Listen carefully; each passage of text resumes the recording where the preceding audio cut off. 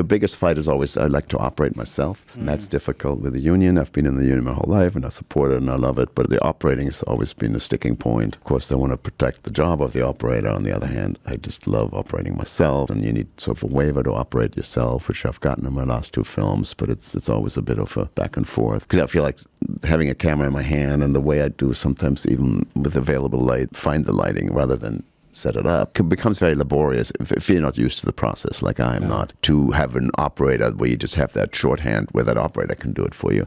I just don't have that. In the time that you're explaining what you want. You could have already done it. Yeah. That's how I feel often. And I think, I mean, I know a lot of people who are doing big budget movies and when they do it, they have these shorthand because they do it so much and then it probably works much better than I think. But for me, I have the same feeling. I feel by the time I tell the set dresser to move that light over there, I just run from the camera, move it and come back. And then everybody's totally upset, right? And for a right reason, because then they don't know why it was moved. And that's sort of a tension, I think, that as a documentarian you have on film sets a lot.